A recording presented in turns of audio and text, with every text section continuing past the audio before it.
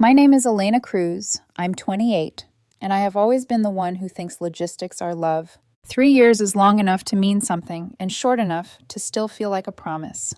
I learned to love the small, stubborn rhythms of us. Cooking for two on weeknights, the way he'd hand me the last slice of pizza like it was a treaty, his terrible karaoke renditions that embarrassed me in public and charmed me in private. I drove him to work when his car was in the shop. I covered the bill when his rent check bounced once, because he'd been late with a freelance payout. I liked Friday night video games. He liked brunch and networking events he could post about. We fit, I thought, imperfectly, but enough. That morning, I was at my desk picking at a sad desk salad when my coworker Jason leaned over and said, "Elena, check Instagram. Like now." I thumbed open my phone. There it was, his account, public enough for his friends to like, bold enough to have an aesthetic quote background, a post with 2 lines of performative pain that felt written for applause. Tired of wasting time on boys who can't match my energy. I need a real woman, someone who travels, someone who earns, someone who knows her worth. No gamers, no broke bros. Time to level up. Underneath, the comments were already doing the ritual. Yes, queen. Finally, you deserve better. My throat went dry. The image stuck the landing. Tattoos of entitlement across a man I thought I knew. We'd been together 3 years. I'd covered flights when his cousin's emergency came up. I'd let him crash on my couch during a period when he was between apartments. I'd helped him through a job transition that took longer than he'd promised. Now he was posting about upgrading himself, publicly, like our life was a placeholder he'd outgrown. A comment like that can be dismissed as a moment of ego. But the internet is a magnifier. I tapped his profile looking for context and found something worse than arrogance, curiosity. An old notification, a throwaway Hinge badge he'd never mentioned. For once, the cheap little detective inside me woke up. He'd left his tablet at my place last week. We shared passwords for convenience. When I'd glanced at his lock screen, I thought the notification was a remnant. I never dug. Now the remnant was a trail. In 5 minutes, I'd found him, Sam Morales, on 3 different sites: Hinge, Bumble, and a flashy luxury dating site where people listed yachts as a personality trait. His bio on one read like a parody written by a PR firm: ambitious, driven, looking for a partner who travels, invests, and values the good life. Height, ambition, and a sense of purpose appreciated. One profile declared himself marketing executive with a follow count that implied influence. At his part-time job, he worked 3 afternoons a week at a menswear boutique. At the boutique, he'd told me he was building a startup. On profiles, he claimed venture deals and conferences in Miami. The photos were the worst kind of curated. A business trip shot in a hotel lobby that matched the weekend in Miami he'd told me was for family, a designer jacket he claimed to borrow from a friend, a staged laugh at a rooftop pool where he'd never once invited me. The messages in the previews were worse, flirtatious lines aimed at women he called boss babes and queens. He'd been sending thirsty smiles to strangers who liked yacht emojis. There was even a note of requirements, an eyebrow-raising list: must be independent, 5'7" plus, must love travel, must not be a gamer. I read it again, like words that might rearrange themselves into a gentler truth. They didn't. I screenshotted everything. Every bio, every message preview, every implied contradiction between the life I knew and the life he solicited from strangers.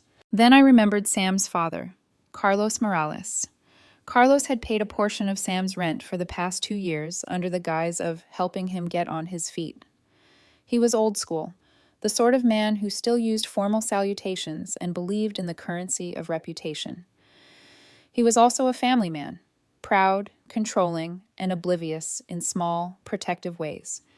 He'd friended me on some professional network once after a holiday party where he'd pronounced me responsible. I dug him up and sent the screenshots. "Carlos, I don't want to put you in an awkward position, but you should see this. I attached everything." His reply came faster than I expected. "Is this for real? Check his Instagram. I'll handle it." At work, I had a noon presentation. The timing was cruel. I couldn't let my life implode during a client pitch, so I folded the rage into focus and delivered like someone possessed. But my phone wouldn't stop buzzing. Sam's name at 1:47 p.m. Why would you comment on that? Delete it. 1:52 p.m. Elena? 2:15 p.m. My dad just called me screaming. 2:16 p.m. What did you do? 2:18 p.m. He says I have to move out by the end of the month. 2:20 p.m. Call me. I didn't call. I finished the presentation, breathed, then came back to my desk expecting the afternoon to be a slow burn. At 3:01 p.m., he froze my card.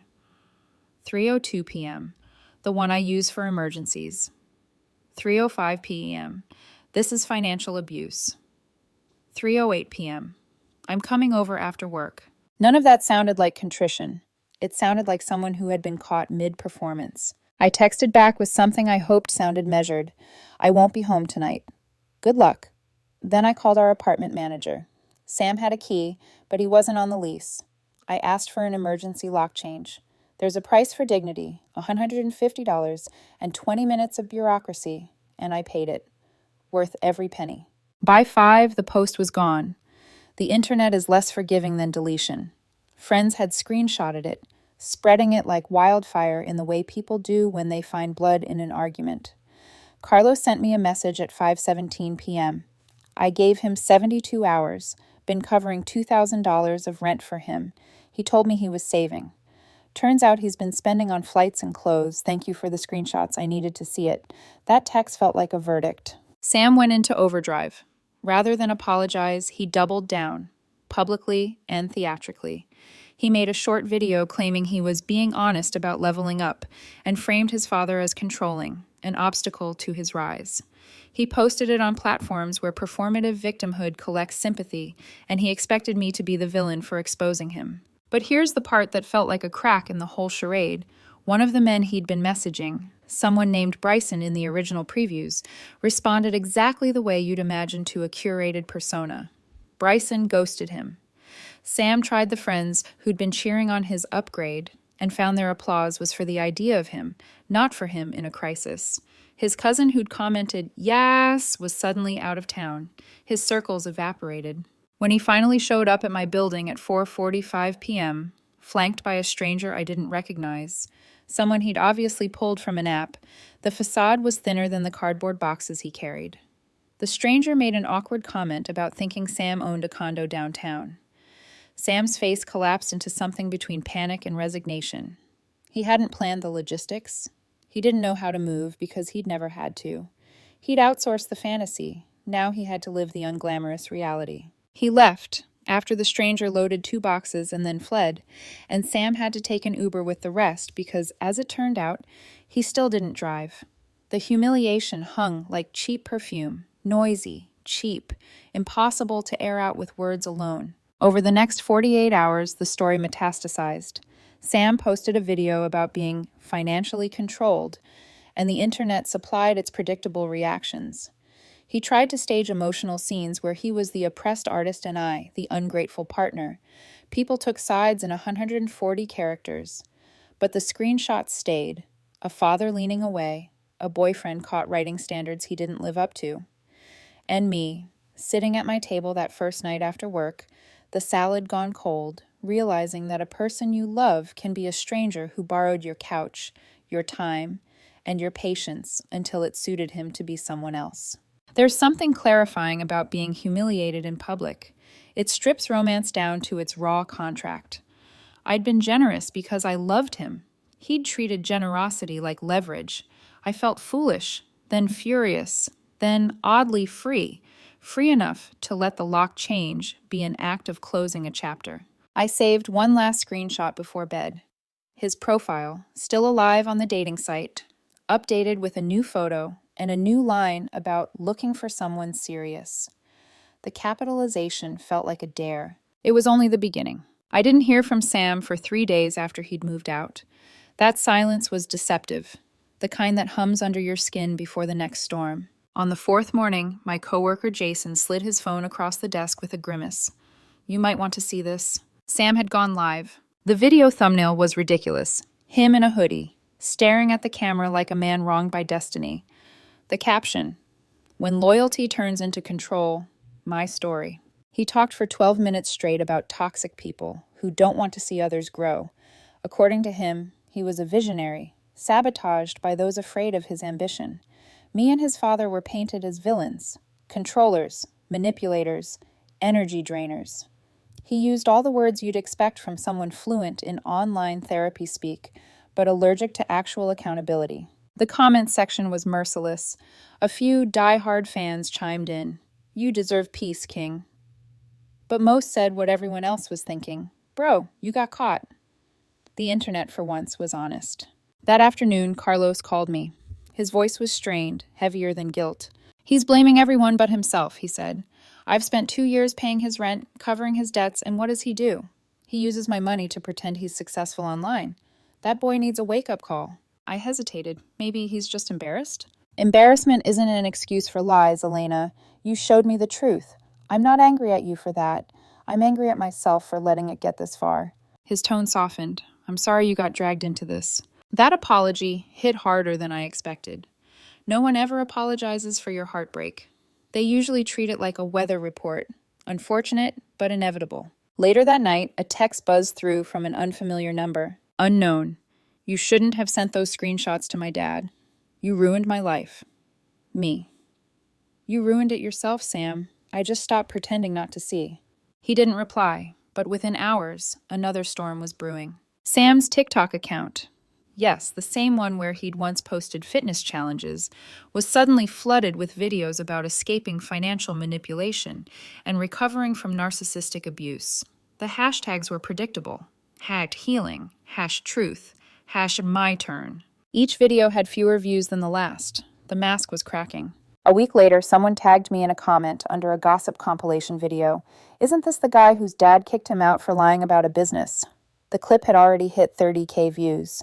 Sam's narrative was slipping out of his hands, twisted by strangers who found it entertaining. Meanwhile, life moved on for me. Quietly, awkwardly. I was still learning to fill silence without explanation. But peace never stays long in stories like this. One evening, my phone buzzed again. This time, a number I recognized. Maria Morales, Sam's older sister. We'd met twice, briefly, enough to exchange polite smiles and mutual exhaustion at family dinners. "I heard what happened," she said carefully. "Dad's been furious, but maybe you should know something." I braced myself. This isn't new. Sam has been like this since college. He used to date women who'd basically fund his lifestyle. Every time it blew up, he'd rewrite the story, make himself the victim, post vague quotes, move on to the next person. He did it with his ex before you too. I swallowed hard. He told me she was unstable, that she stole from him. Maria gave a short, bitter laugh. She paid his tuition. He dropped out a semester early and used her money for a trip to LA. He's charming, but he's addicted to being admired. The minute someone stops feeding that, he starts to destroy them. The words were surgical, precise, emotionless, devastating. "You did the right thing, Elena," she continued. "My dad needed to see who his son really is. Maybe now he'll stop bailing him out." That night, I couldn't sleep. The guilt that had been gnawing at me about sending those screenshots, about getting involved, started to fade. In its place came something sharper, colder, understanding. I replayed the months we'd spent together with new context, noticing all the little manipulations that had once felt like compromise, the way he'd deflect responsibility with jokes, how every problem became someone else's fault, how he'd charm my friends until they doubted my instincts. It wasn't love, it was dependency disguised as romance. The following morning, the group chat I shared with my old college friends exploded. Someone had sent a link. "Help a young man escape financial abuse. GoFundMe." My stomach dropped. It was Sam. His face filled the banner photo, all soft lighting and wounded sincerity. The goal was $10,000. The description read like fiction. "After years of emotional manipulation and financial control, I'm rebuilding from nothing. Every donation helps me find stability after a toxic relationship that tried to destroy me." Below, his mother's name appeared as the first donor. $50. "Stay strong, baby." I almost laughed. It was so absurd, so performative, so Sam. Within hours, the link spread like gossip wildfire. His fans started asking for proof. Someone cross-referenced his spending history with his social media posts. A Reddit thread appeared, titled, "The Guy Who Faked Being Rich Now Begging for Donations." It hit 12,000 upvotes in a day. By sunset, the GoFundMe was taken down. That should have been the end of it. But Sam wasn't done writing his own tragedy. He tried to go back to work at the boutique that Friday. His manager, a woman named Desiree, posted the security footage later that day. Sam yelling about corporate betrayal as he knocked over a rack of suits. The store's caption was merciless: "When you call in sick for a week and then show up demanding your job back." It went viral, again. The internet, unkind as ever, found poetry in his downfall. Reaction videos, memes, parodies. I told myself not to look, but I did. And each one hurt less than the last, until I felt almost nothing at all.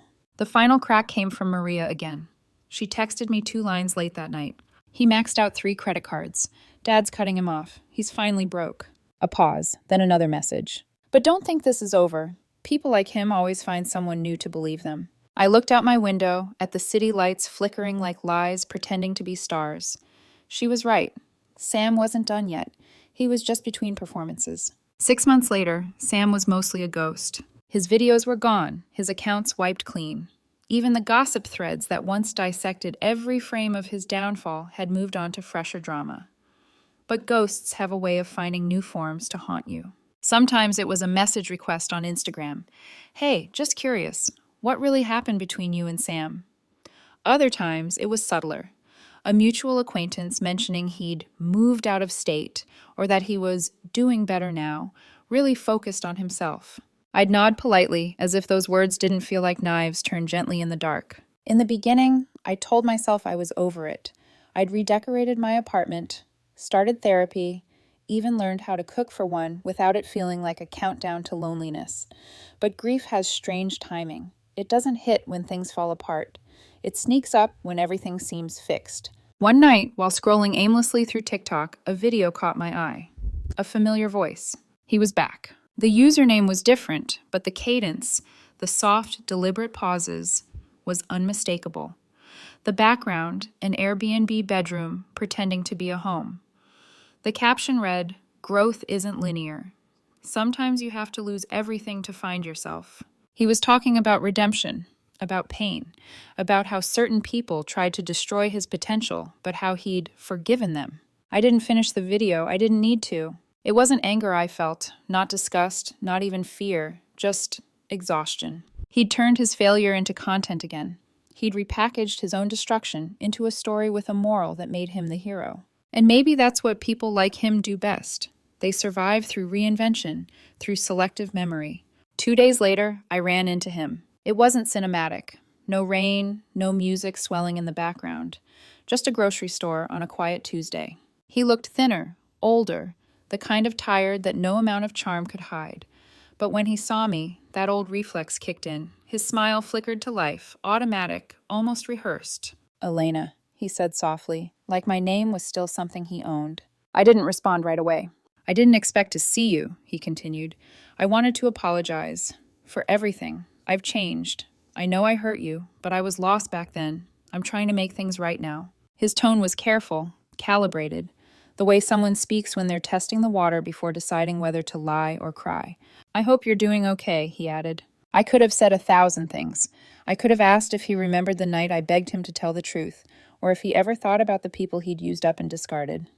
But I didn't. I just smiled politely, like he was a stranger who'd asked for directions. "I'm doing fine," I said. "I hope you are too." And then I walked away. It sounds anticlimactic, doesn't it? After everything he'd done, all I gave him was civility. But that was the point. Because indifference, real, steady indifference, is louder than any revenge. When I got home that night, I deleted every photo, every message, every screenshot I'd kept just in case. Not out of forgiveness, but because I didn't need proof anymore. The truth had already done its work. In the end, I realized something no viral post or heartbreak playlist ever teaches you. Closure isn't something someone gives you. It's what's left when you stop needing them to explain why. Sam didn't vanish after that. A few months later, I heard he'd moved again. New city, new followers, new self-discovery brand. His face still appeared sometimes, framed by ring lights and redemption quotes. But I never clicked, never commented, never gave him the one thing he'd always chased: attention. Because some ghosts don't deserve to be exorcised. They deserve to be ignored until they fade on their own.